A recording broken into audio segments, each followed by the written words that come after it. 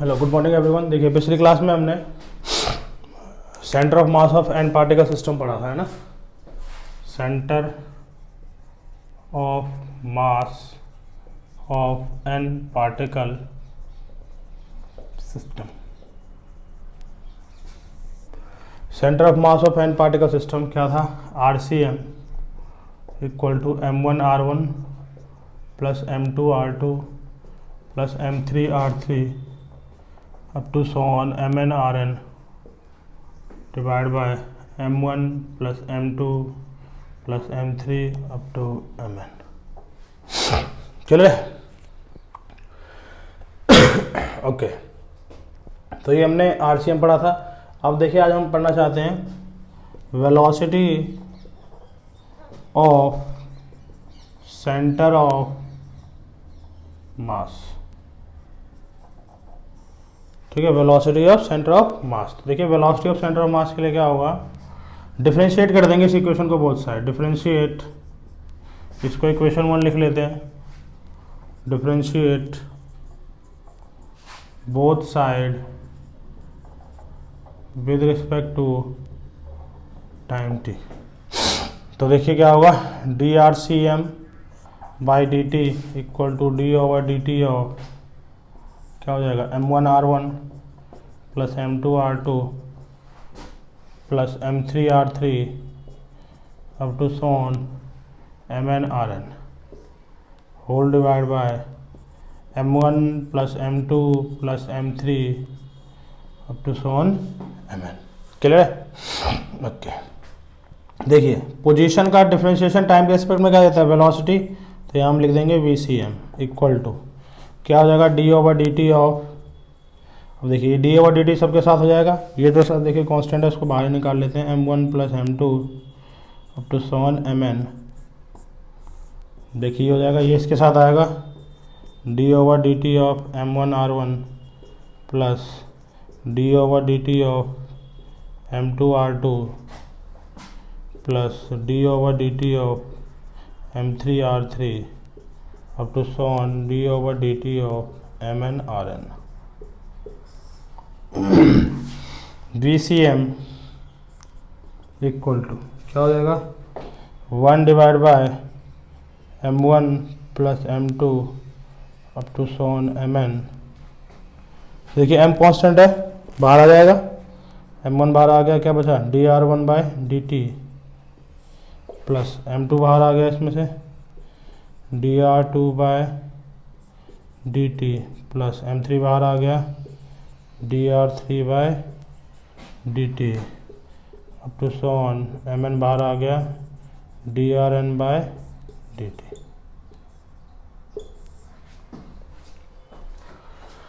देखिए VCM equal to 1 by M1 plus M2 up to so on Mn क्या हो जाएगा, M1 V1। ठीक है, वेलोसिटी dR/dt क्या हो जाएगा, V1 हो जाएगा plus M2 V2 plus M3 V3 up to so on Mn Vn। ठीक है, ओके, नोट करिए इसको।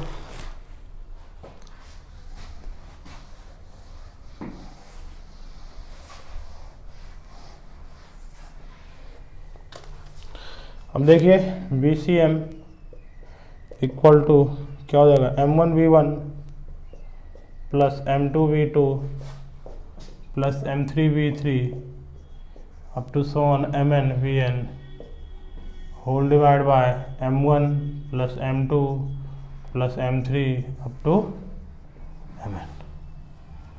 ये किसका आ गया, ये VCM आ गया। ठीक है, उसके बाद देखिए velocity of centre of mass आ गया। देखिए इसका मतलब ये हुआ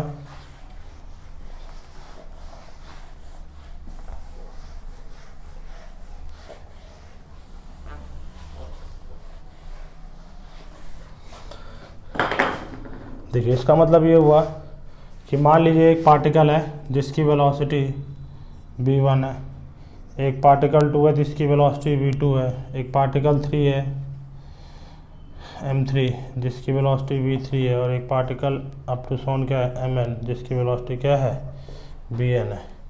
तो अगर ये एक सिस्टम में लाई कर रहे हैं और हमसे पूछ रहा है इस वेलोसिटी सेंटर ऑफ मास का बताइए, तो ये फॉर्मूला हो जाएगा इसका m1v1 plus m2v2 plus m3v3 up to so on mn vn divide by m1 plus m2 plus m3 up to mn। Clear है? ओके।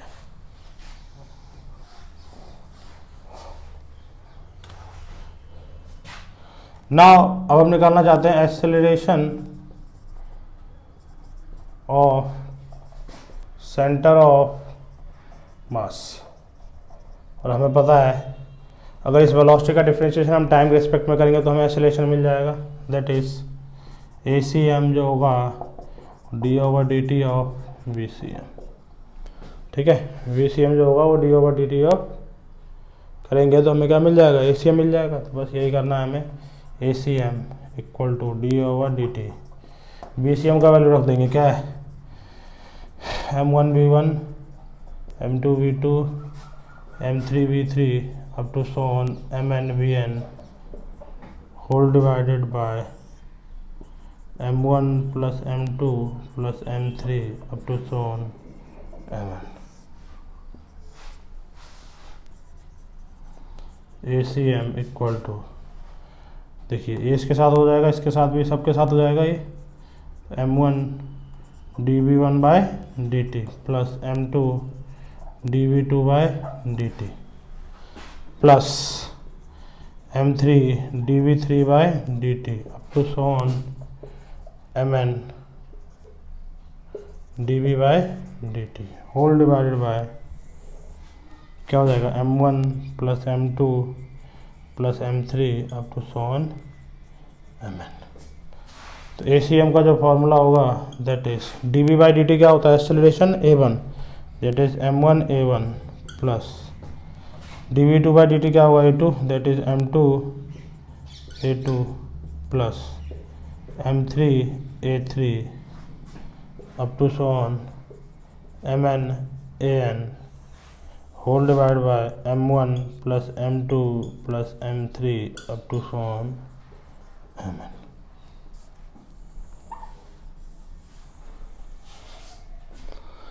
समझ में? तो ये एक्सेलरेशन ऑफ क्या आ गया, सेंटर ऑफ मास आ गया। ठीक है, m1 a1 plus m2 a2 plus m3 a3 up to so on mn an whole divide by m1 plus m2 plus m3 up to mn। Clear? Okay, note कर लीजिए।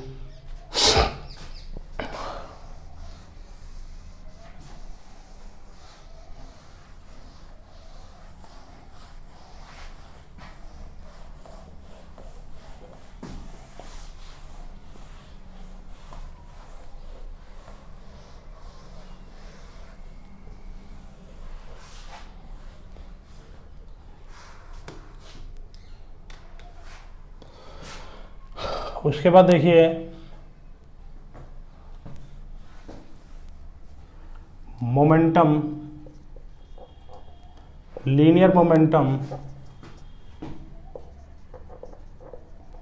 Of centre of mass. ठीक है, तो देखिए एक particles है, एक system है मान लीजिए, उसमें m1 पार्टिकल है, इसकी स्पीड v1 है, एक m2 पार्टिकल है, इसकी स्पीड v2 है, एक m3 पार्टिकल है, इसकी speed v3 up to so on mn particle है, इसकी स्पीड क्या है vn है।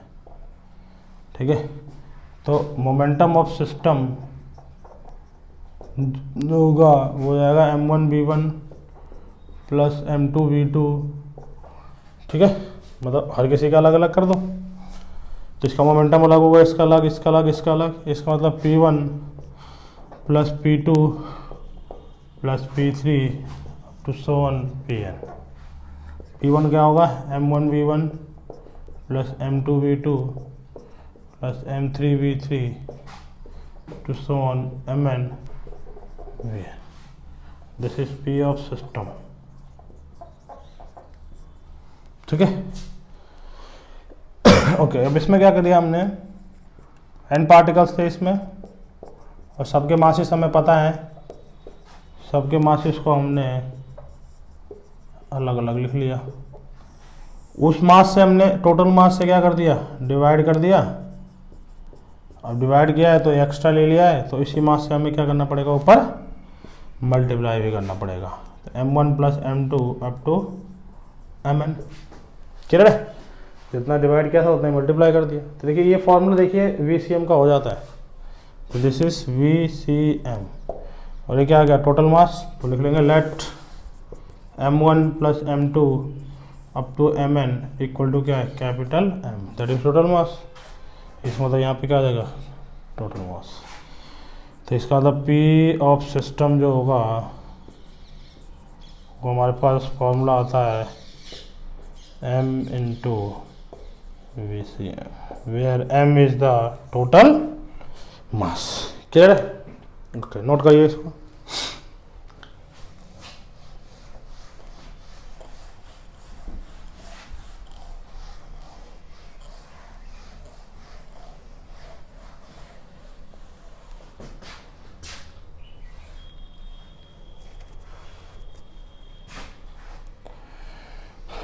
उसके बाद देखिए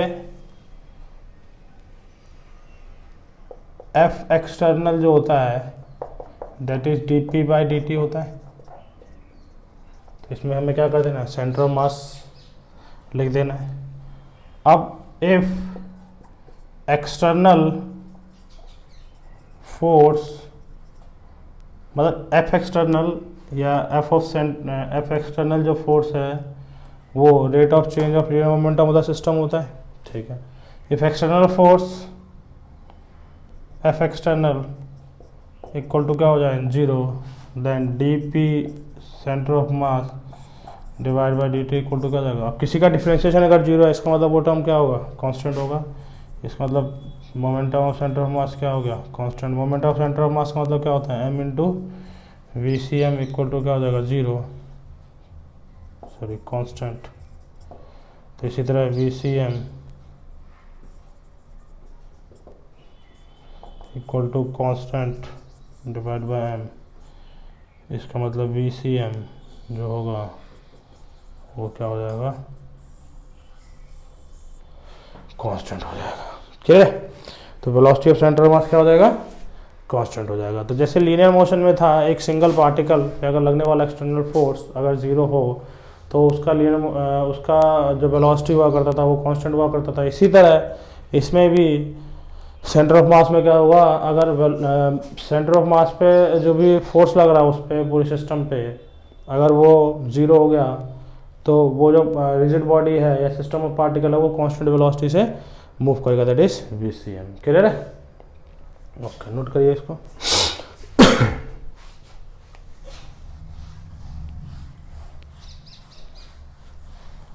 देखिए इसमें सिंगल पार्टिकल सिस्टम में और सेंटर ऑफ मास में देखिए फ़र्क ये होता है कि सिंगल पार्टिकल सिस्टम में तो एक पार्टिकल है, उसकी वेलोसिटी के बारे में हमें बात करनी है, मोमेंटम के बारे में बात करनी है, फोर्स के बारे में बात करनी है। बट इसमें क्या होता है, n नंबर ऑफ पार्टिकल्स होते हैं। ठीक है, सिस्टम का मतलब उसमें बहुत सारे पार्टिकल्स हैं। उसमें क्या होगा कि हम उसमें हर एक पार्टिकल के वेलोसिटीज के बारे में देखेंगे, मोमेंटम के बारे में देखेंगे, फोर्स के बारे में देखेंगे। ठीक है, इसलिए थोड़े से फॉर्मूले इसके थोड़े कॉम्प्लेक्स हैं। क्लियर है? ओके, तो ये हमारे पास क्या था, सेंटर ऑफ मास चल रहा था। अभी डिस्क्रीट, अभी तक जो हमने सेंटर ऑफ मास पढ़ा वो डिस्क्रीट पार्टिकल सिस्टम का था। ठीक है, कि ये मास यहाँ रखा हुआ, ये मास यहाँ रखा हुआ, ये मास यहाँ रखा हुआ। बट अगर हम पढ़ें centre of mass for continuous mass distribution, ठीक है, centre of mass of continuous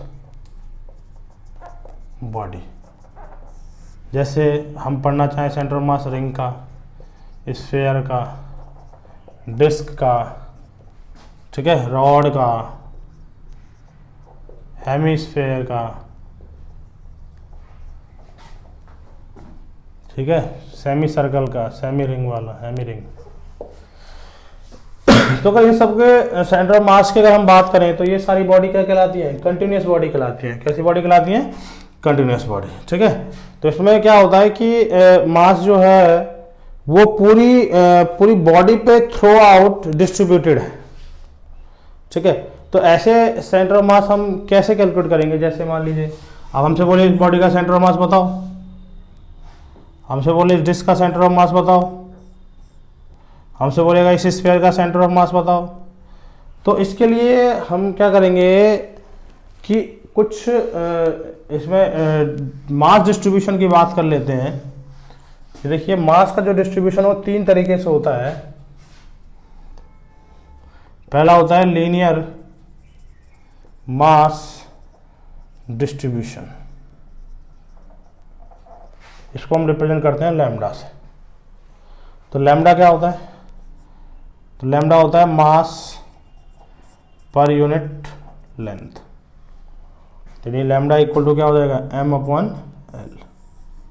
unit क्या होगा लैम्डा का? मास का होता है केजी, लेंथ का होता है मीटर, तो केजी पर मीटर होगा। ठीक है।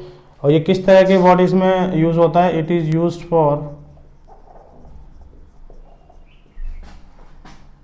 1D body, that is 1 dimensional body, it is used for 1 dimensional body। तो लैम्डा इक्वल टू क्या हो गया? मास पर यूनिट लेंथ, और लैम्डा इक्वल टू m/l हो गया। यूनिट क्या हो जाएगा? मास का केजी होता है, उसका मीटर होता है। तो ये 1D बॉडी के लिए यूज़ किया जाता है। जैसे एग्जांपल क्या होगा? रॉड, जैसे रॉड लिया हमने, तो थिन रॉड जो होता है ये 1D बॉडी है, मास m है, लेंथ l है। तो इसके लिए हम जो मास डिस्ट्रीब्यूशन यूज़ करेंगे वो कौन सा यूज़ करेंगे? लैम्डा यूज़ करेंगे। ठीक है। तो क्या होगा इसका? देखिए फॉर्मूला, देखिए समझना है इसमें। देखिए l लेंथ का मास कितना है? m, तो यूनिट का कितना हो जाएगा? m/l। ठीक है, ये यूनिट लेंथ का मास है। अब देखिए इसमें हमने क्या किया? एक dx ले लिया। अब इस dx का मास चाहिए मुझे, कितना है? dm है। इस dx का मुझे मास चाहिए, dx लेंथ जो क्या है? एलिमेंट्री लेंथ है, बहुत छोटी लेंथ है। अब इसका मुझे मास चाहिए dm, तो कितना होगा बताइए? तो dx इक्वल टू, देखिए l लेंथ का मास कितना है? तो यूनिट का कितना हो जाएगा? m/l। तो dx लेंथ का मास कितना हो जाएगा? m/l इंटू dx हो जाएगा। और यही किसके बराबर होता है? dm के बराबर होगा। ठीक है, l लेंथ का मास m है, तो यूनिट का m/l हो गया। तो dx लेंथ का मास कितना हो जाएगा? m/l into dx। तो dm का वैल्यू देखिए क्या आया हमारे पास? m/l into dx। और m/l किसके बराबर है? लैम्डा के बराबर। तो लैम्डा इंटू dx किसके बराबर आ गया? dm के बराबर आ गया। क्लियर है? तो dm इक्वल टू हो गया हमारे पास लैम्डा इंटू dx। तो कहने का मतलब ये है कि अगर 1D बॉडी होगा तो आप उसके लिए क्या कैलकुलेट करोगे? लैम्डा। लैम्डा हो जाएगा मास पर यूनिट लेंथ। अब उसमें से आप मान लीजिए आप उसमें से एक छोटा सा एलिमेंट लेते हैं, इसको एलिमेंट लेना बोलते हैं। छोटा सा एलिमेंट लिया dx लेंथ का, उसका मास हमें फाइंड आउट करना है। तो हम क्या कर देंगे? उस लेंथ को मल्टीप्लाई कर देंगे। मान लीजिए अगर ये लेंथ l/2 होता, क्या होता है? l/2, तो l/2 में कितना मास आता तो निकाल सकते हैं। तो देखिए लैम्डा तो हमारे पास पता है m/l होगा, तो l/2 लेंथ में मास कितना हो जाएगा? देखिए तो मास के लिए dm बराबर क्या कर देंगे? Lambda into dx। अब लेंथ हमसे बोल रहा है, लैम्डा की जगह लैम्डा पुट कर दिया। लेंथ कितना बोल रहा है? l/2 ले लो, तो कितना आ जाएगा? देखिए मास m/2। तो अगर रॉड का हमने अगर एलिमेंट पूरा हाफ एलिमेंट लिया तो उसका मास कितना हो जाएगा? l/2 हो जाएगा। ठीक है, ओके। तो लैम्डा का मतलब समझ में आ गया ना किस लिए हम यूज़ कर रहे हैं? लैम्डा का पर्पस ये है कि अगर हमने उस रॉड पे छोटे से छोटा एलिमेंट भी लिया तो उसका हम मास निकाल सकते हैं, क्योंकि एक रॉड को हम क्या कर सकते हैं? वेरी स्मॉल पार्टिकल से मिलकर बना हुआ मान सकते हैं। क्लियर है? ओके। अब इसी तरह रिंग भी क्या है? एक 1D बॉडी मानते हैं, तो ये रिंग है। ठीक है, रिंग का मान लीजिए रेडियस r है, तो लेंथ कितना हो जाएगा रिंग का? लेंथ सर्कमफेरेंस होगा। लेंथ बराबर किसके होगा? सर्कमफेरेंस के। तो कितना हो जाएगा लेंथ? 2πr। मास अगर इसका m है तो इसके लिए लैम्डा क्या हो जाएगा? m/l। तो m/ क्या हो जाएगा? 2πr। l फॉर लेंथ, तो सर्कमफेरेंस इसका लेंथ होगा। इसको कट कर दीजिए, कट करके हमें क्या मिल जाएगा? एक स्ट्रेट वायर मिल जाएगा। तो ये कैसी बॉडी है? 1D बॉडी है। तो क्लियर है? तो थिन रॉड, थिन रिंग, ये हमारी सारी किस बॉडीज में आता है? ये 1D बॉडी में आता है। क्लियर है? ओके, नोट कर लीजिए इसको। तो ये हमारा कैसा डिस्ट्रीब्यूशन था? Linear mass distribution.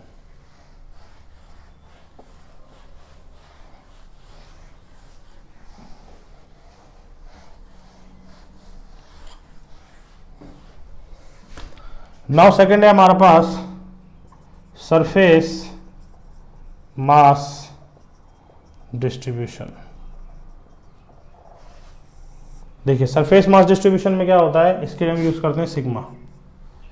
तो सिग्मा जो होता है that is mass per unit area. Mass upon area क्या कहलाता है हमारे पास, सिग्मा कहलाता है। ठीक है, यूनिट क्या हो जाएगा इसका, यूनिट हो जाएगा इसका केजी पर मीटर स्क्वायर। और ये किसके लिए यूज होता है, it is use for two dimensional body. ये कैसी बॉडी के लिए यूज होता है, ये 2 डायमेंशनल बॉडी के लिए यूज होता है। क्लियर है? ओके, नाउ देखिए जैसे मैं एक प्लेट ले लेता हूं, ठीक है। अब इसमें मानो मैंने एक छोटा सा एलिमेंट लिया, इसका एरिया कितना है, ए मान लिया, मास डेंसिटी कितनी है, सिग्मा है, और एम कितना है, मास एम है। तो एरिया जब पूरा लिया था तो मास कितना था, एम, तो यूनिट का कितना हो जाएगा, एम अपॉन ए। तो इस छोटे वाले पार्ट का अगर मुझे एरिया चाहिए डी ए, तो कितना मास चाहिए, तो m by a into d a. तो ये मास किसके बराबर हो जाएगा, डी एम। यानी अगर इस छोटे से एलिमेंट का अगर हम मास निकालें डी एम, तो किसके बराबर होगा, m by a into d a. और एम बाय ए किसके बराबर होगा, सिग्मा के बराबर। तो डी एम बराबर सिग्मा इंटू डी ए हो जाएगा। क्लियर है, समझ में आ रहा है? तो डी एम बराबर सिग्मा इंटू डी ए हो जाएगा, है ना। तो ये हमारे पास क्या होता है, surface mass distribution use for 2D body. तो जैसे मान लो रेक्टेंगल हो गया, किस किस के लिए यूज होता है, ये रेक्टेंगल, और ये square plate,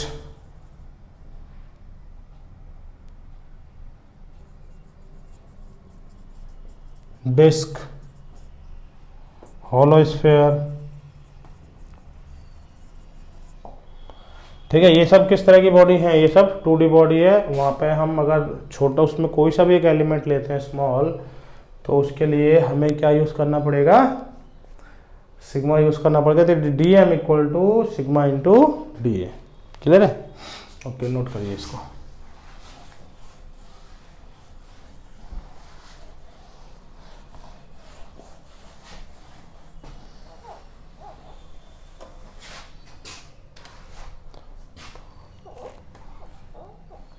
number third body है, थर्ड टाइप जो है वो है वॉल्यूम मास डिस्ट्रीब्यूशन। देखिए वॉल्यूम मास डिस्ट्रीब्यूशन को हम रिप्रेजेंट करते हैं रो से। तो ये किस तरह की बॉडी के लिए होता है, it is used for 3 dimensional body, 3 dimensional body, ये 3D बॉडी के लिए यूज होता है। क्लियर? फॉर्मूला क्या हो जाएगा, rho equal to mass upon volume. तो मास का यूनिट क्या होता है, मास का हो जाएगा केजी, और वॉल्यूम का क्या होता है, मीटर, केजी पर मीटर क्यूब हो गया। तो ये किस किस बॉडी के लिए यूज होता है, पहले तो हो गया सॉलिड स्फीयर, क्यूब, क्यूबॉइड। ठीक है, सब 3D बॉडी के लिए हम इसको यूज करते हैं। क्लियर है? कौन हो गया, सॉलिड कौन।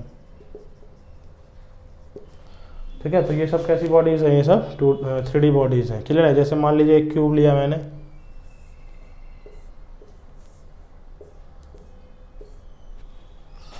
इस पे मास डेंसिटी और रो है, टोटल इसका मास एम है और वॉल्यूम क्या है, बी।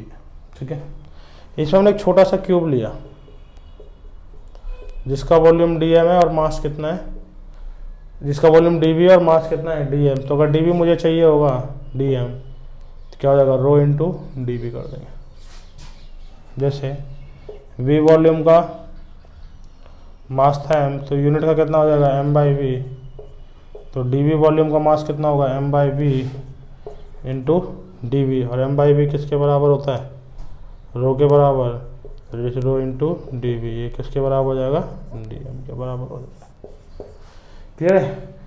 तो हमारे पास तीन तरह का बॉडी होता है, 1D body, 2D body, 3D body. तो जब भी 1D बॉडी होगा, अगर हमें वहाँ पे मास का डिस्ट्रीब्यूशन चाहिए होगा तो उसके लिए हम क्या यूज़ करेंगे, linear mass distribution. 2D body होगा तो वहाँ के लिए सरफेस मास डिस्ट्रीब्यूशन, और 3D बॉडी होगा तो उसके लिए वॉल्यूम मास डिस्ट्रीब्यूशन यूज़ करेंगे। क्लियर है।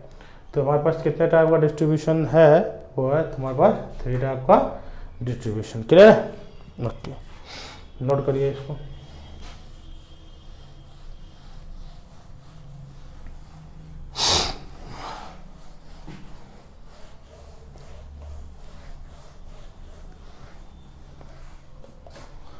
देखिए अब मैं कुछ कंटिन्यूस बॉडीज़ के सेंटर ऑफ मास लिख रहा हूँ, जो आपको याद रखना है हमेशा।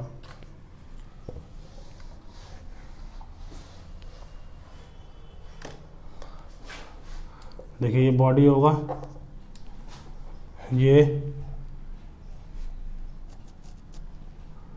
पोजीशन ऑफ सेंटर ऑफ मास। पहला बॉडी है रिंग, ठीक है। रिंग का सेंटर ऑफ मास कहाँ पे होगा, its centre of mass is at geometrical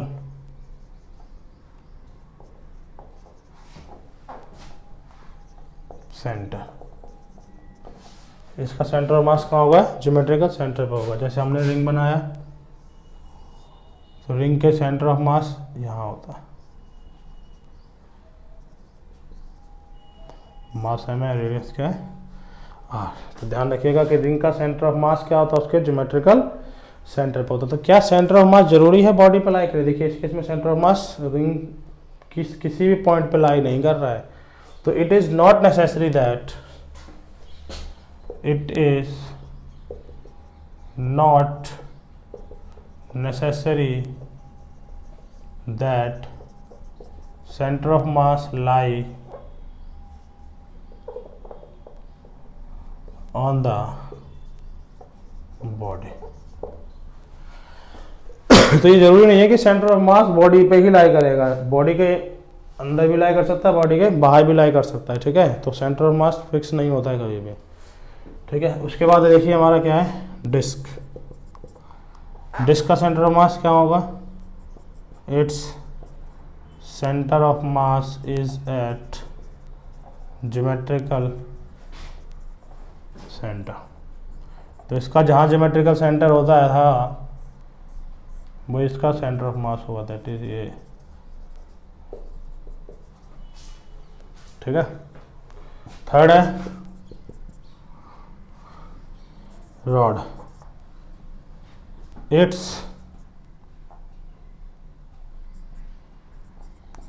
centre of mass is eight middle point. जैसे अगर हमने रॉड बनाया, मास एम है, लेंथ एल है, तो इसका सेंटर ऑफ मास यहाँ बिल्कुल बीचों बीच लाई करेगा। This is the position of centre of mass. Clear है।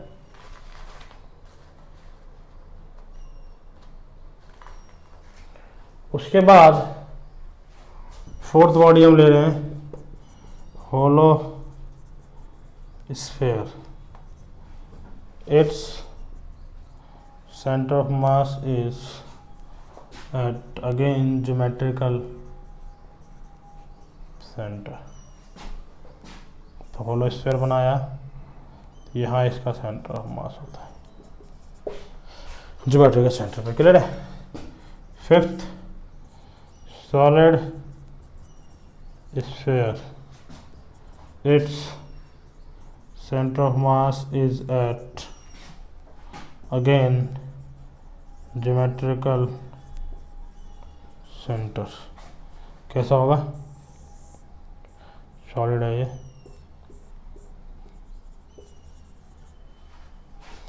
ठीक है। उसके बाद सॉलिड कौन, it's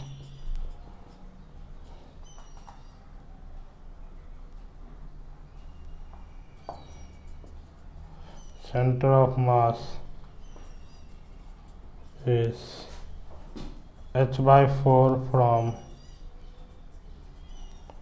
base and 3h/4 from apex। तो ये कौन बनाया हमने, सॉलिड।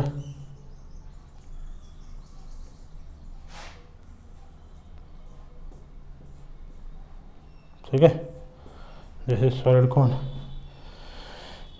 हाइट अगर इसका टोटल h है कौन का, तो इसका सेंटर ऑफ मास यहाँ कहीं लाई करता है। h/4 तो क्या होगा, इसके बेस से होगा, 3h/4 कहाँ से होगा, इसके टॉप से होगा। एपेक्स बोलते हैं इसको, जो टॉप पीक पॉइंट होता है ना, इसको बोलते हैं एपेक्स। तो एपेक्स से 3h/4 होगा और बेस से कितना होगा, h/4 होगा। समझ में आ रहा है? ओके। तो देखिए ये कुछ स्टैंडर्ड बॉडीज हैं जिनके सेंटर ऑफ मास हमें पता होते हैं और जनरली हमें इनको याद रखने हैं कि रिंग का सेंटर ऑफ मास उसके सेंटर पे होगा, ठीक है, और डिस्क का सेंटर ऑफ मास उसके सेंटर पे होगा, रॉड का सेंटर ऑफ मास उसके सेंटर पे होगा, होलो स्फीयर का ज्योमेट्री का सेंटर पे होगा, सॉलिड स्फीयर का ज्योमेट्री का सेंटर पे होगा, सॉलिड कौन का बेस से h/4 और एपेक्स से 3h/4 पे होगा। अब देखिए ठीक है, तो हमने जो वो कंटिन्यूस मास डिस्ट्रीब्यूशन पढ़ा था वो किस लिए पढ़ा था। देखिए वो कंटिन्यूस मास डिस्ट्रीब्यूशन पढ़ा तो इन्हीं बॉडीज के लिए गया है,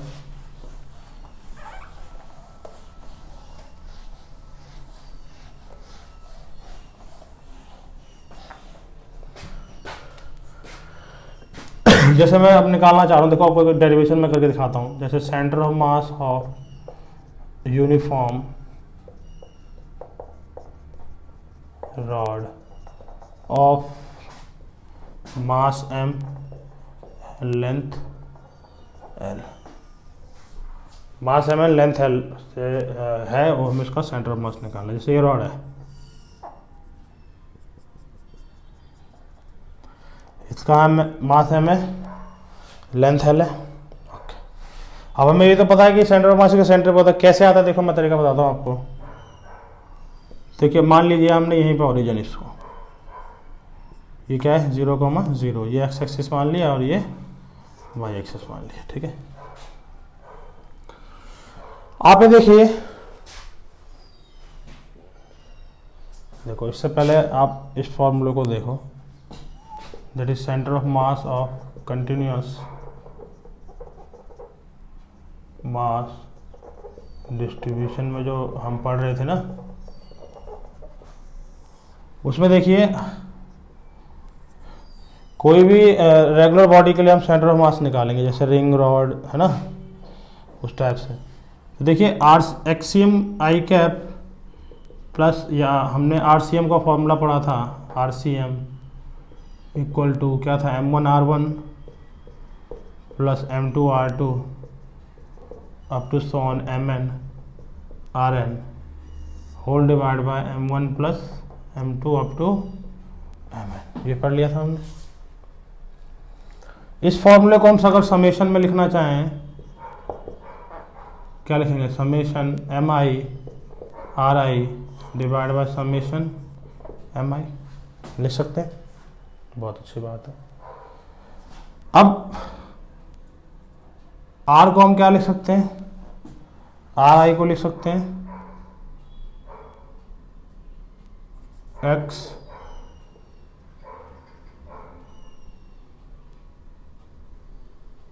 x I cap plus Y J cap plus Z के का, सीधे लिख सकते हैं हम R को, ठीक है ना। RI हमारा ये हो जाएगा। अब देखिए RCM, देखो ये मैंने लिखा समेशन MI, यहाँ पे लिख देंगे XI plus Y J plus Z K whole divide by summation of M I. देखिए एम आई की जगह पे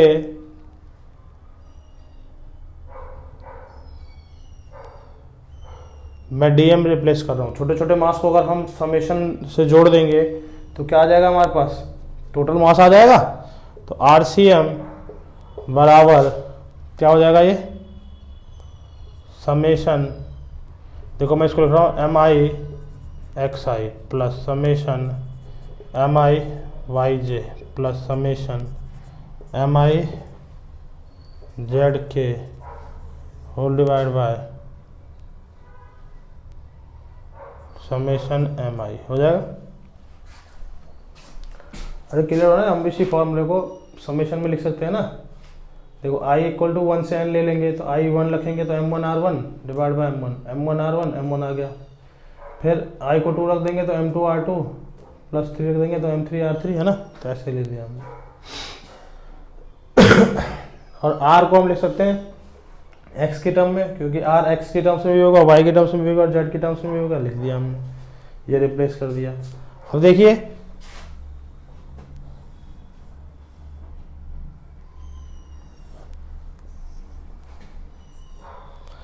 अब यहाँ पे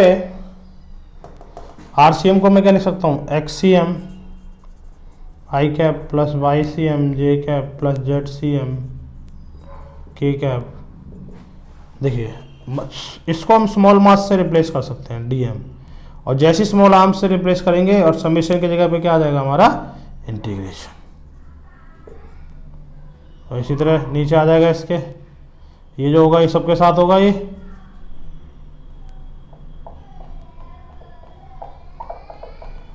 ये थोड़ा सा ट्रिकी है यहाँ पे। देखो मैं पहले पूरा एक स्टेप में लिख देता हूँ पूरे को, DM अगले स्टेप में रिप्लेस कर देंगे, ठीक है। तो summation M I X I cap plus summation M I Y J cap plus summation M I Z K cap, ये सबके साथ है summation M I summation M I summation M I. अब समेशन को हम इंटीग्रेशन से भी replace कर सकते हैं, क्योंकि इंटीग्रेशन का मतलब ही क्या होता है, समेशन होता है। तो क्या कर देंगे इसको, integration D M X I cap divide by D M plus integration D M Y J cap divide by D M plus D M Z K cap divide by D M. Compare कराएंगे तो देखिए formula क्या बनेगा, इसको हम बाद में पढ़ते हैं, रुक जाओ। कंपेयर कराया, कंपेयर तो देखिए एक्ससीएम का जो वैल्यू हो जाएगा वो x d m divide by D m, इसका इंटीग्रेशन लगा, इसका integration plus Y C m अगर हम बात करें तो क्या आ जाएगा y d m divide by D m. इसी तरह जेड सी एम की हम बात करें तो z d m divide by D m. देखिए आप जब बॉडी कंटिन्यूस मास डिस्ट्रीब्यूशन वाली होगी तो वहाँ पे अगर आपको एक्ससीएम वाईसीएम और जेडसीएम चाहिए तो आपको क्या करना पड़ेगा, इंटीग्रेशन करना पड़ेगा। समझ में आ रही है बात। अगर बॉडी कैसी होगी है ना, इसको ही पढ़ लेते हैं, मैं समझाता हूँ इसी को आपको। जब बॉडी कैसी होगी,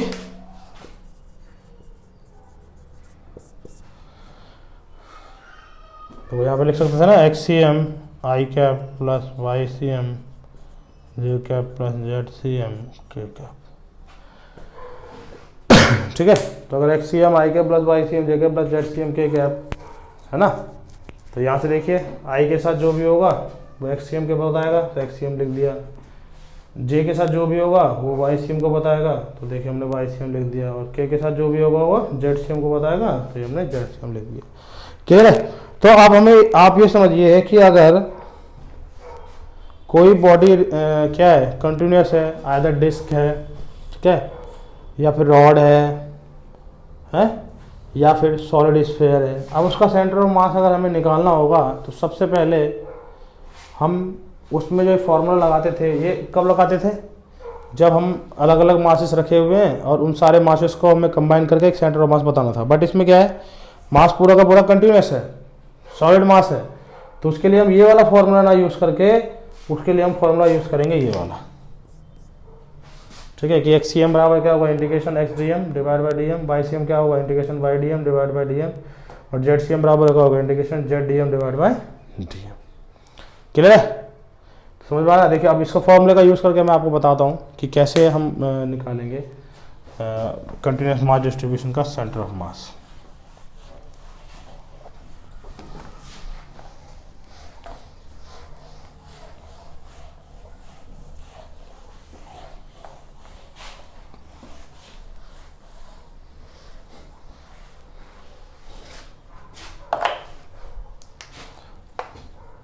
ठीक है, सेंटर मास ऑफ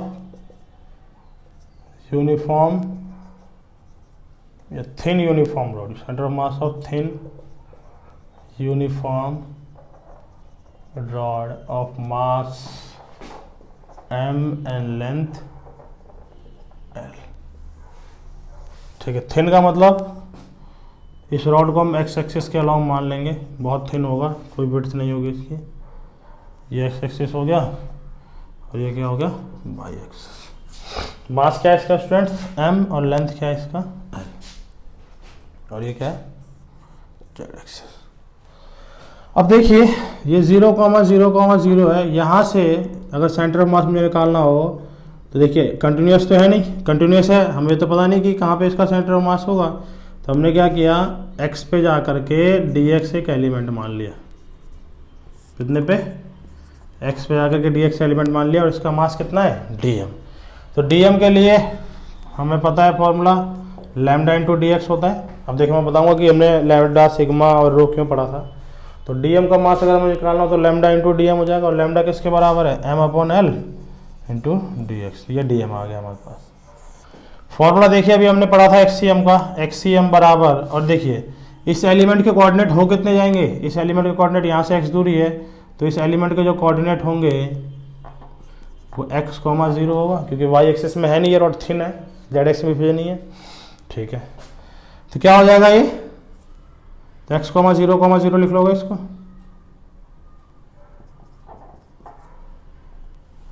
तो एक्सीएम अभी हमने फॉर्मूला पढ़ा x dm divide by dm, YCM का फॉर्मूला पढ़ा था आपने, y dm divide by dm।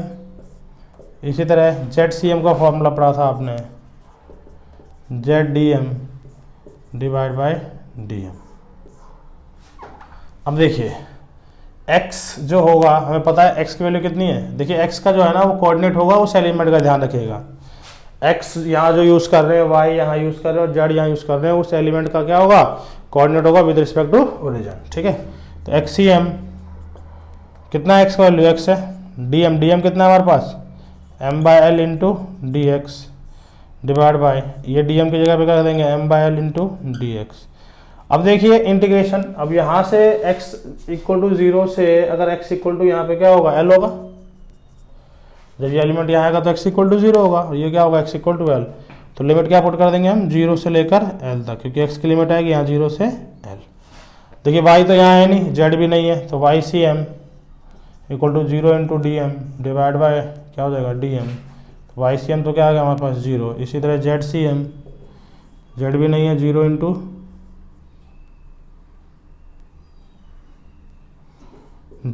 D m divide by dm। तो ZCM जो होगा वो कितना हो जाएगा, 0 हो जाएगा। क्लियर है, देखिए m और l कांस्टेंट है, x तो वेरिएबल हो रहा है, x 0 भी हो सकता है, तो x को बाहर निकाल सकते हैं इंटीग्रेशन से, तो हमने किसको बाहर निकाल लिया, m बाय एल को। अंदर क्या बचा, x dx 0 से l divide by m by L, इधर भी बाहर आ गया, अंदर क्या बचा dx 0 से l, m बाय एल से m by L cancel out हो गया। तो देखिए एक्सीएम का जो वैल्यू है वो आ गया हमारे पास 0 से l x dx divide by 0 से l dx। x dx का इंडिकेशन क्या होगा, एक्स स्क्वायर बाई 2, लिमिट क्या ले लेंगे आप, 0 से l डिवाइड बाई dx का इंडिकेशन क्या होता है, x होता है 0 to l, कर दिया हमने, l स्क्वायर बाई 2 आ गया डिवाइड बाई इधर क्या आ गया एल, एल से एल कैंसिल आउट हो गया, तो एक्सट्रीम का वैल्यू कितना आ गया स्टूडेंट्स L/2। चलो हमें पता है कि L/2 ये रॉड का क्या होगा, यानी ये होगा, यानी सेंटर यहाँ पे आ गया, ये सेंटर ऑफ मास आ गया, और यहाँ से कितना हो जाएगा इसका कोऑर्डिनेट L/2, 0। तो this is the position of centre of mass, क्या होता है रोड के मिडिल पर। तो तरीका समझ में आया क्यों हमने लैम्डा पढ़ा था, ओके है ना। तो लैम्डा क्यों पढ़ा गया था आपको समझ में आ गया, ठीक है। डीएम का मतलब क्या है, तो 1D बॉडी होगी तो लैम्डा यूज़ करेंगे, 2D बॉडी होती है तो सिग्मा यूज़ करते हो, 3D बॉडी होती है तो रो यूज़ करते हैं, क्लियर है। तो एक बार इसको देखिए, इसको नोट करिए, थोड़ा फॉर्मूला नया है, अजीब सा भी है, आप इस फॉर्मूले को बस याद रखिए कि x d m divide by d m, इसमें एक्स जो होगा जो आप एलिमेंट लेते हैं उसके कोऑर्डिनेट होते हैं, ये बात ध्यान रखना, ठीक है। और डी एम क्या होगा, डी एम तो आप निकाल लेंगे, 1D होगा तो लैम्डा इंटू डी एक्स कर देना, 2D बॉडी होगा तो सिग्मा इंटू डी कर देना, 3D बॉडी होगा तो रो इंटू डी भी कर देना, ठीक है। Okay, thank you.